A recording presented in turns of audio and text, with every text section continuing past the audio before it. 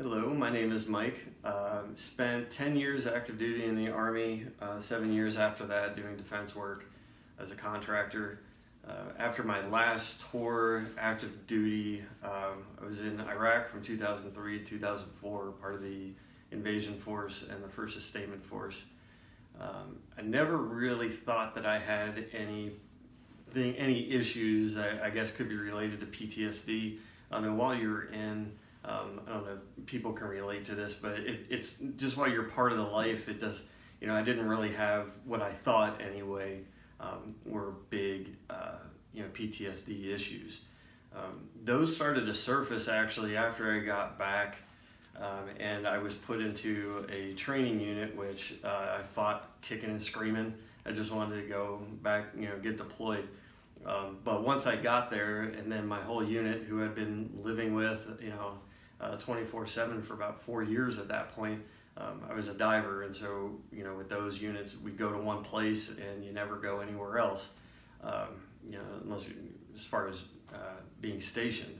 But once all my bros were gone and I was left alone, then things started to surface. I don't think I really identified them as being PTSD issues, but I got into, I started drinking to kind of medicate myself, and then stopped doing that after a while. But the issues just started to build and build and build, and especially after I got out of defense work, I was having major issues with just controlling metabolism, sleeping. I just had anxiety constantly. Like there was this tight ball, and it would be completely unreasonable. Talking about, I wouldn't be able to stay anywhere where there were fireworks. Even if I was inside, I'd have to find some way not to hear it, and I'm sure people can relate to that. But when I first got back, my reactions, or when they first started to affect me, my reactions are so bad. I remember this one time that I was driving home to my apartment, and there was a guy, he was an Arab, that was sitting in his car, just for no reason, just sitting in his car. I don't know if he was waiting for somebody or just eating his lunch. And I pulled over in front of him like I was in a Hummer, and I assaulted the guy for the most part. I mean, I grabbed him, pulled him out of his door, and started screaming at him. And then for some reason, I just had this moment of clarity, and this guy is sitting on the street, looking at me scared to death. And I just realized where I was. And I know I'm not the only person, that has that experience, but that was a level of anxiety and reaction that I was having to everything. I mean, it's, everything small. It could, from that to, not being able to stay in a crowded place, or, a mall, a stadium, not being able to walk into a restaurant where, I had to sit with my, where I was facing the door. Those things I feel are pretty common, but I was actually having some really bad physical issues that I was attributing to something else.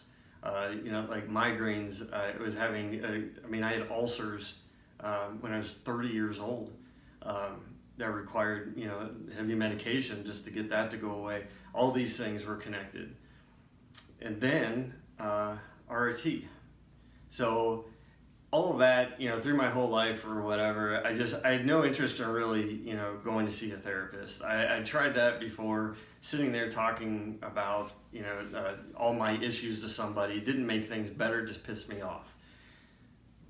And then I had one final go. I was getting out of the Army, and I met with the VA and their representative, and ended up sitting in a therapy session that I don't know if it was supposed to assess me, but the guy was a Vietnam vet and spoke for almost the entire 2 hours about all of his issues from Vietnam. That was kind of like when I was like, you know what, I'm done with this. It's time to find something else, or I'm just going to figure out how to deal with it. But as life went on, I wasn't dealing with it, and it was just growing and growing and growing. I wasn't really recognizing it for what it was.